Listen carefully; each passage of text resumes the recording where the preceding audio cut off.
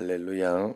그리스도의 평강이 여러분 마음을 주장하게 하시기 바랍니다. 오늘은 하나님을 기쁘시게 또 공동체를 즐겁게 하는 제목으로 오늘 이어지는 본문도 의인과 악인의 삶을 대조하면서 그들의 다른 결말에 주목을 하고 있습니다.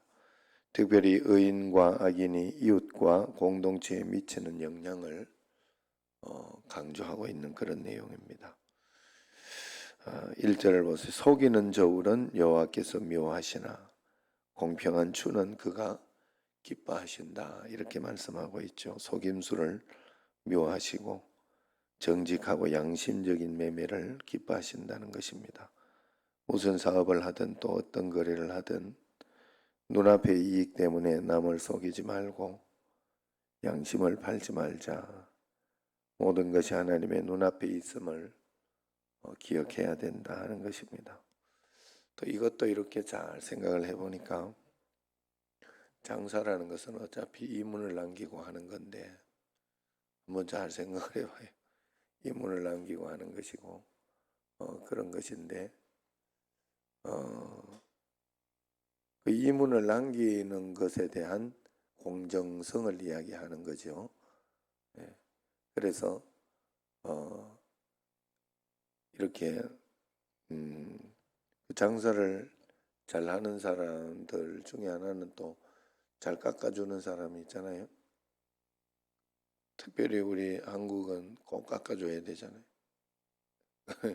그래서 원래 깎아준 가격으로 팔든지 뭐 그런 생각을 이렇게 할 수 있는데 공정이라는 것이 내가 생각하는 그리고 통념적으로 허용해 놓은 어떤 그 가운데에서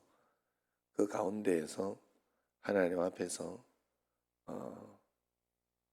내가 양심적으로 그러니까 내 속에서 양심에서 벗어나지 않느냐 하는 그런 문제가 됩니다. 결국은 하나님 앞에서. 그래서 우리가 그 모든 것들도 결국은 하나님 앞에서 하느냐 그렇지 않느냐 하나님 앞에서 내가 볼 때 여기까지 이것까지는 괜찮다 하는 어떤 그런 것들을 주님 앞에 내가 비추어 보고 할 수밖에 없는 거지요. 그것이 어디까지는 되고 어디까지는 안 되고가 정확하게 되어 있는 것이 아니기 때문에 그런 것입니다. 그래서 언제나 하나님 앞에서 늘 우리는 그러한 마음으로 주님 앞에 나아가야 돼요. 모든 것을 해나갈 때 하나님 말씀 가운데서 내가 이것을 해도 될까? 그렇지 않을까? 그래서 내가 속인다 하는 마음이 들고 이거는 안 되겠다 하는 마음이 들면 주님 앞에서 겸손히 내려놓고 순종하고 따라가는 것이 중요하고 좋다 하는 것입니다. 자, 2절을 이렇게 보면 교만이 오면 욕도 오거니와 겸손한 자에게는 지혜가 있느니라 합니다. 교만해서 자기 잘못을 돌아보지도 않고 다른 사람의 충고도 귓등으로 듣는 사람은 안 된다는 것이죠. 그러나 겸손하게 자기의 부족함을 살피고 다른 사람의 쓴소리를 받아들이는 사람은 존경을 받을 수 있다 이야기를 합니다. 그래서 언제나 하나님 앞에서 교만하지 말고 겸손하게 자기 자신을 속상해서 화를 내고 또 어떻게 감히 이럴 수가 있어 하는 그런 마음을 가지는 것은 다 교만한 마음에서 오는 것입니다. 그저 그럴 수도 있지 하고 자신을 내려놓고 겸손히 다시 돌아볼 때 또 그렇게 할 때 우리는 겸손한 것이니 그런 사람은 하나님의 지혜를 가질 수 있다. 3절은 3절 같이 한번 읽어봅시다.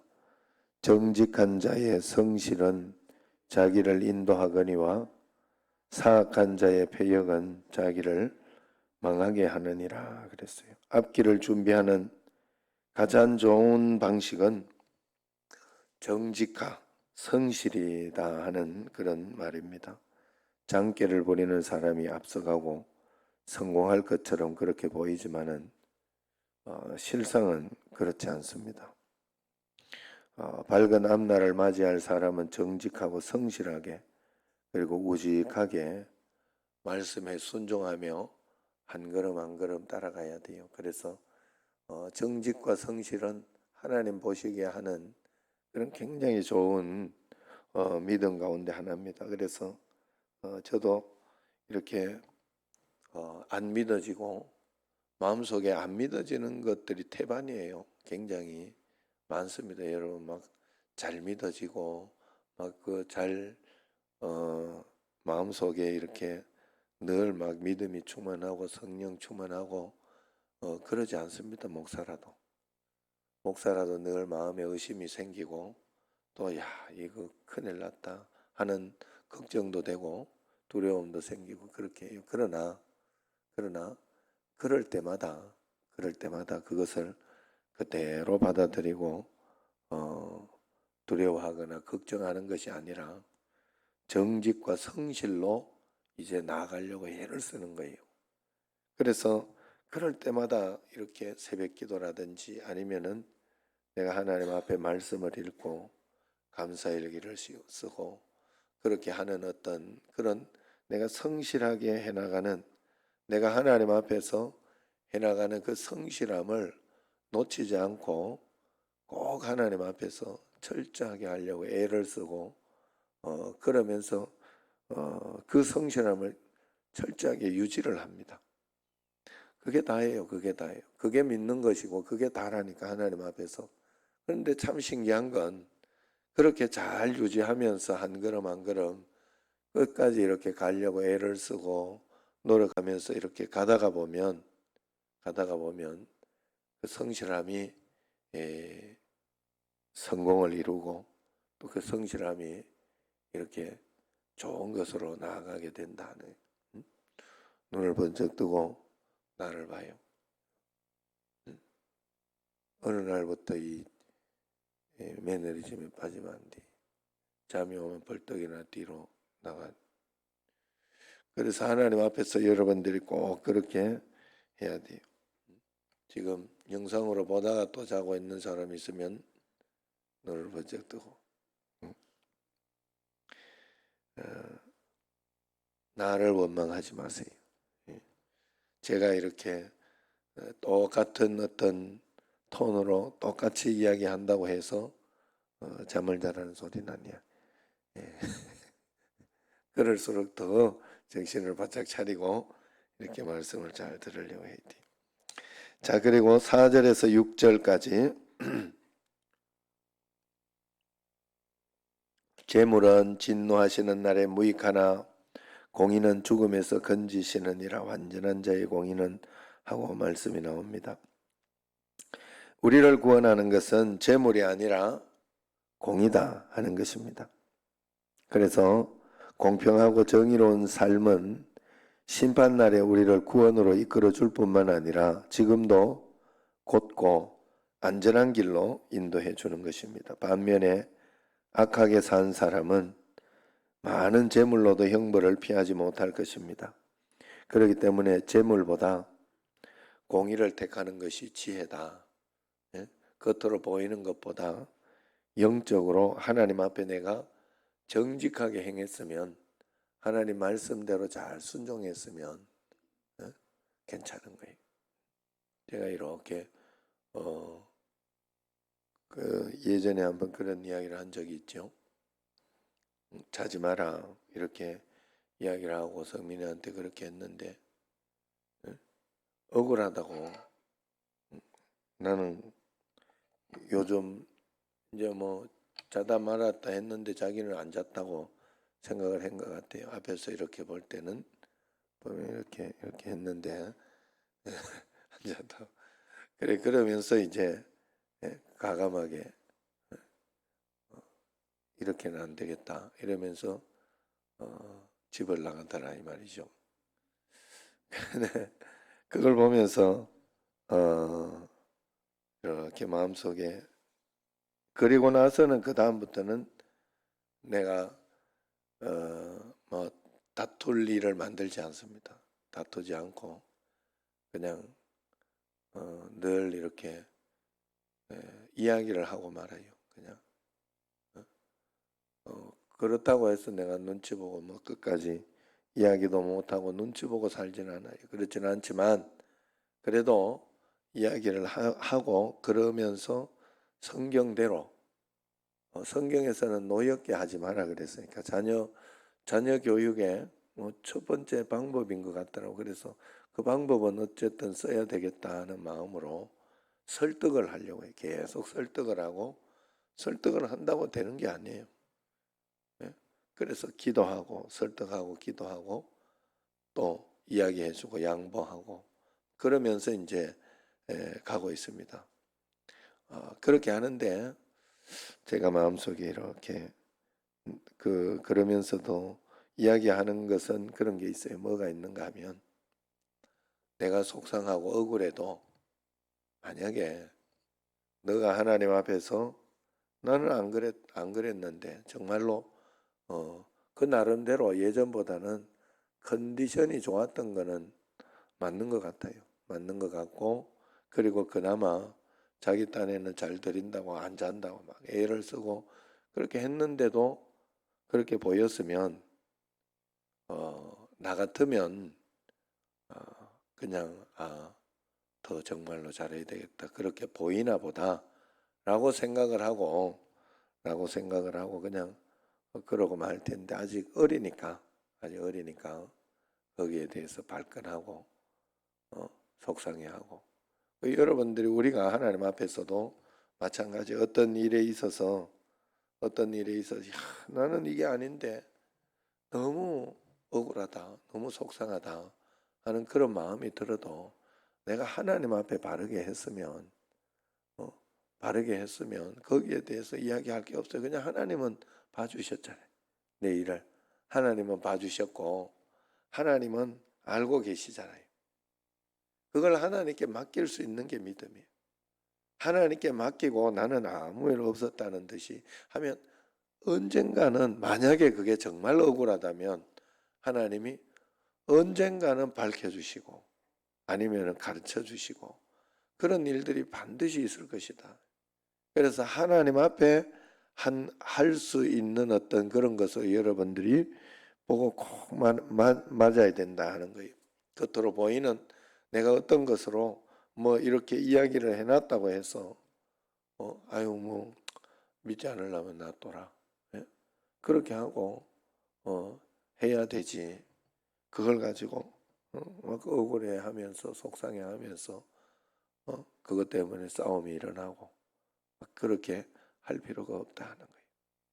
꼭 하나님 앞에 재물보다 공의가 지혜라는 것을 믿으시기를 바랍니다. 7절 8절을 보면, 악인은 죽을 때에 그 소망이 끊어지나니 불의의 소망이 없어지느니라. 의인은 환난에서 구원을 얻으나 악인은 자기의 길로 간다 합니다. 악인은 죽음과 함께 소망까지 잃어버릴 것이다 하는 것이죠. 그러나 의인은 환난에서 구원을 받으며 죽음도 그의 소망을 앗아가지 못하게 될 것이다 하는 겁니다. 하나님을 경외하며 정의롭게 살아온 이에게 부활과 영생이 마련되어 있다 하는 것을 잊어서는 안 됩니다. 그래서 늘 하나님 앞에서 말씀 가운데 살아가고 말씀 가운데 순종하고 따라가는 저희들이 될 수 있도록 꼭 도와달라고 그렇게 기도하며 나아가야 됩니다. 9절에서 11절까지 그리고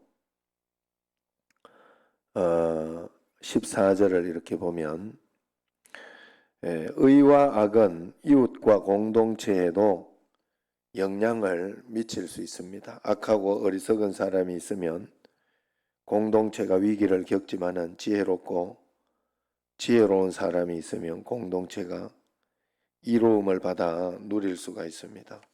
이웃과 공동체를 사랑하는 최선의 길은 내가 정의롭고 지혜롭게 사는 그런 길이지요. 그래서 하나님 앞에서 우리가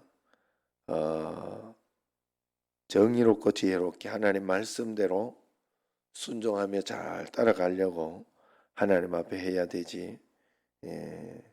내가 조금 약점이 있고 속상하다 해서 악을 따라가면 안 됩니다. 또 12절과 13절을 보면 12절에 지혜 없는 자는 그의 이웃을 멸시하나 명철한 자는 잠잠하느니라 그렇게 하고 13절 시작 두루다니며 한담하는 자는 남의 비밀을 누설하나 마음이 신실한 자는 그런 것을 숨기느니라 하고 있습니다. 남의 험담을 늘어놓는 것은 어리석은 사람이나 하는 그런 일입니다. 걱정한다는 구실로 다른 사람의 비밀을 누설하고 허물을 들추지는 않았는지 자신을 돌아보고 침묵이 지혜다 하는 것을 꼭 가지고 나가야 할 것입니다. 우리가 하나님 앞에서 참 신기한 것은 남이 안 되는 것이나 또 망하는 것이나 어떤 그런 것들을 보면요 속에서 이렇게 뭔가 모르게 즐거운 마음이 들고 고소한 마음이 들고 그런 마음이 들어요. 참 신기해요. 이게 남 잘 되는 꼴을 못 봐. 나도 그렇다 이 말이야. 나도 그렇. 그러나 하나님 앞에서 참 그렇다고 해서 그 마음은 정상적이고 좋은 마음은 아니다 하는 것을 여러분들이 꼭 가지고 있고 그래서 마음속에서 그런 마음이 들고 그런 어떤 생각이 들고 이렇게 할 때마다 아니다. 이건 좋은 마음이 아니다. 이건 하나님께서 원하시는 것이 아니다 하고 먼저 입을 딱 다무는 게 좋아요. 입을 딱 다물고 더 이상 나에게 오면 더 이상 넘어가지 않는다 하는 그런 것이 있네요. 저도 뭐 그런 것들을 이렇게 막 누설하고 이런 건 아닌데 이렇게 저한테 이야기하면은 이게 뭐 설교 시간에 툭툭 나온다고 항상 이야기하고는 이야기하고는 저한테 다시 전화 오는 경우가 있죠. 그거는 이야기 안 했으면 좋겠다. 그래서 정보 감각이 좀 떨어져서 그런 것일 수도 있는데 뭐 일부러 그러려고 하는 것은 아니고 좋은 마음으로 이렇게 또 잘 해보려고 하다 보니까 그런 게 간간히 있어요. 간간히 있지만은 일부러 그러지는 않습니다. 그래 어쨌든 그런 가운데 이렇게 있으면서 하다가 보니까 그래 여러분들에게 이렇게 그냥 그나마 여러분들이 이해를 하고 하는 것은 목사님 정직하게 일부러 그러려고 하는 건 아니다 하는 걸 아니까 이해를 하는 거겠죠. 제가 이렇게 한 번씩 뭐 헌금도 이야기를 해주고 하는 거는 무슨 소리를 한 번씩 들어서 그런 거예요. 아니 뭐 그냥 헌금을 하면 되지 왜 꼭 이렇게 강대상에서 이름을 불러주고 그렇게 하냐. 그러면 안 그렇게 낸 사람은 어떻게 하냐. 뭐 이런 소리를 내가 한 번씩 들어서 이야기를 하는 거예요. 들어서. 그래 우리 여기 지금 있는 분이나 뭐 이런 분은 그런 소리를 하지는 않아요. 그런 소리를 하지는 않는데 그래 그런 의미는 있으니까 앞에 이렇게 할 때 강대상에 이렇게 내거나 저기서 내거나 똑같은 거지요. 사실은 이렇게 보이지 않는 곳에서 이렇게 내고 그렇게 해가지고 하나님이 다 보고 계시다라고 믿는다면 그게 더 큰 믿음이죠, 사실은.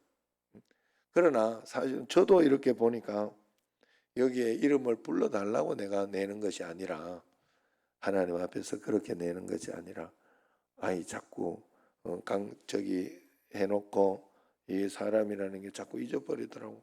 예? 그런 걸 뭐 어떻게 안녕 권사님 다 이해되지요? 뭐가 또 있나 이렇게 싶을까봐. 예? 신방 예배를 갔는데 이제 어? 그 헌금을 다 준비해 놓고는 해가지고 잊어버리고 안 내고 그래가지고 나중에 전화가 와가지고 이렇게 그렇게 그 사람이라는 게 깜빡깜빡하잖아요. 그리고 또 이렇게 나이가 들고 하면 할수록 또 그런 것들이 많아지고 그래서 그런 의미에서 하나님은 그러나 그걸 가지고 실수했다고 뭐 그럴 것도 없어요. 하나님 내가 잘하려고 했는데 잘 안 됐네요 하는 그런 마음을 가지고 그저 또 거기에서 최선을 다해 나가는 그게 다예요, 여러분. 정말로 하나님 앞에서는 내 진심을 보이고 전심으로 주님 앞에서 이렇게 한 걸음 한 걸음 풀어나가고 해석해 나가는 게 다더라 하는 거예요. 그럼 오늘 여기 말씀처럼 어떨 때는 침묵하는 것이 오히려 지혜다. 그리고 내가 억울하여도 하나님 앞에서 내가 진실하게 했다면 그것을 믿고 주님 앞에 순종하고 또 따라가고 그렇게 하다가 보면 가장 좋은 것으로 서는 것이다 하는 거죠. 마지막으로 15절을 보면 타인을 위하여 같이 한번 읽어봅시다. 타인을 위하여 보증이 되는 자는 손해를 당하여도 보증이 되기를 싫어하는 자는 평안하느니라 그렇게 이야기합니다. 빚보증을 서주는 것은 큰 사랑 같지만은 사실 지나친 자만입니다. 그래서 내가 보증할 수 없는 것을 보증하려고 하지 말고 겸손하게 도울 수 있는 만큼만 도와주면 되겠다 하는 어떤 그런 것입니다. 내가 보증을 설 때도 이번이면 같이 내가 망해도 망해야 된다 할 때만 해주면 됩니다. 그 정도 가까운 사이면 뭐 자식이나 뭐 어떤 그런 것이라면 그럴 수밖에 없잖아요. 자식이나 뭐 어떤 이런 것들이 있으면 내가 자식이기 때문에 이거는 내가 손해를 보더라도 해야 된다 하는 마음이 들면 그걸 손해를 감수해야 되는 거예요. 감수하고 그게 사랑인 거예요. 그러면서 또 배워가고 그러면서 또 한 걸음 한 걸음 나아가는 것이니까 어쩔 수 없지요. 네? 그만큼의 손해가 나의 사랑인 거예요. 그런데 이 겉으로 보이는 정이나 또 외적으로 보이는 어떤 그런 것 때문에 이 사람은 빌려주면 못 받는 거 뻔하다 해놓고 다 아는데도 그 당시에 좀 미안하고 또 그 당시에 이렇게 그런 마음 때문에 해놓고 나중에 원망하고 속상해하고 그건 하나님 앞에서 할 일이 아니에요. 그건 하나님이 기뻐하시는 일도 아니고 하나님이 그런 것은 받으시지 않는다 하는 거예요. 좀 서운해도 거절을 하고 그래서 저는 이렇게 하나님 앞에서 이렇게 보니까 노회나 어떤 그런 상황들 환경들 있을 때 이렇게 보면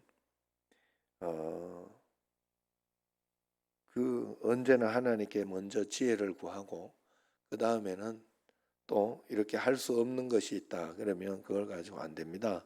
뭐 이렇게 해서 그냥 뭐 아주 너무 그렇게 하는 것보다는 지혜롭게 이렇게 좀 좋은 핑계를 이렇게 대주는 게 좋겠다.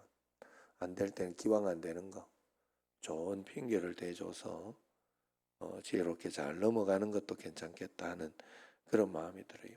그래서 언제나 하나님 앞에서 성경에서 이야기하는 것은 늘 이야기는 많이 합니다. 보증 서지 마라 하는 그런 이야기. 그리고 서로 교회에서는 교인들끼리 서로 돈 거래하지 마라. 절대로 서로 돈 거래하지 마라. 그래서 그런 마음으로 이렇게 해야 된다 하는 거예요. 그래서 그 성경의 말씀이기 때문에 여러분들이 좀 틀린 것 같아도 꼭 그렇게 그것을 잘 지켜주면 나중에 좋습니다. 지금 당장은 불편할 것 같아도 그것이 그렇게 틀린 일이 되지 않는다. 매일매일 하나님 말씀 가운데 잠언서는 지혜에서이기도 하지만 지혜서인 동시에 사람의 지혜가 아니에요. 이건 하나님께서 우리에게 주신 지혜이기 때문에 이 말씀을 잘 지켜서 순종하며 따라가야 할 줄로 믿습니다. 기도하도록 하겠습니다.